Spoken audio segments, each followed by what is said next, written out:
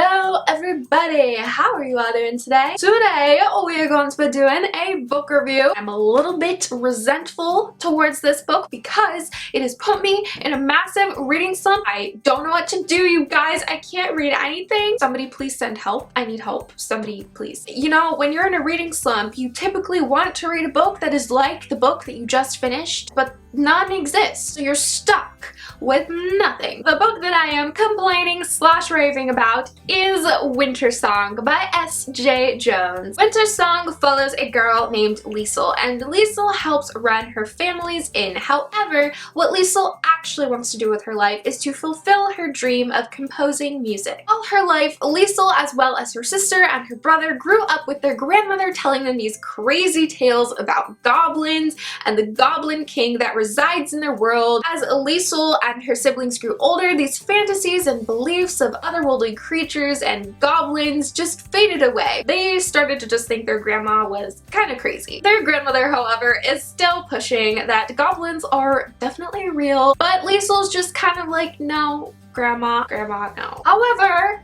grandma might be right. This story takes a ginormous twist, and this twist has to do with goblins. Which is super duper cool because the goblins in this book are awesome. The Goblin King comes and steals her sister. He takes her to become his new bride. This book follows Liesel as she travels to the underground world where the goblins live to save her sister from the Goblin King. It is just full of adventure and suspense, and there are so many secrets that are revealed. Oh, it's just so good. The thing about this book is that it was just so utterly unique. One big thing about this book that a lot of people are super excited about is that it is actually loosely based off of The Labyrinth, which I have to admit I do not know that much about The Labyrinth, so I didn't really get much out of this in terms of that. However, it is also based off of The Goblin Market, which I am a fan of and I do know a lot about. Liesel is definitely an atypical female protagonist. She is nothing like our usual female protagonists that we see in a lot of young adult books. She's kind of been pegged as the ugly duckling. Her sister is beautiful,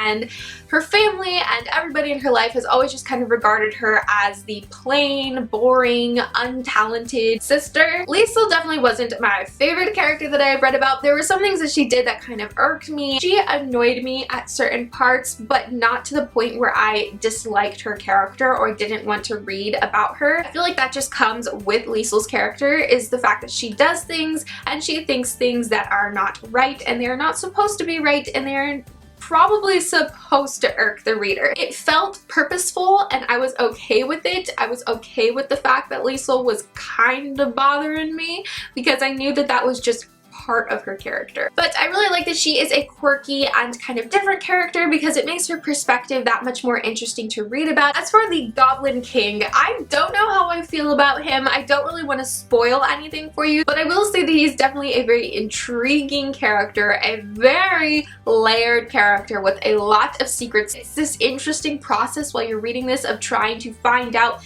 more about the Goblin King. Is he good? Is he bad? That is what makes this book so suspenseful, because you are constantly trying to figure out all of the secrets behind all of the characters. As for the world of this book, the only other book that I have read that takes place underground is the Malediction trilogy. This underground world was underground. Dirt, walls, rocks. It was not some magical, beautiful underground city. No, it was definitely not a beautiful scenery to imagine. If anything, it was very unsettling and very creepy. This book isn't the kind of book that's supposed to be creepy or scary, but personally, I just found it to have this underlying eerie feeling to it. The goblins are so bizarre. S.J. Jones definitely did not try to glamorize goblins. She made them gruesome. She made them disgusting. She made them creepy. I loved the fact that S.J. Jones didn't try to make them better than what we would really imagine goblins to be. This book did not have glitter, balls, Prince Charming. This book is twisted and haunting and dark. Giving this book 4.5 out of 5 stars. I was battling between 4 and 5 stars. I don't feel like I can give this book 5 stars because there are some parts in it that I really didn't like, and there are also a couple things in this book that I didn't totally agree with. I think that if I was going off of my own personal preferences and my own personal battles with some of the things in this book, I would give it 4 stars. However, I decided that when I look at this book objectively, there are so many things about this book that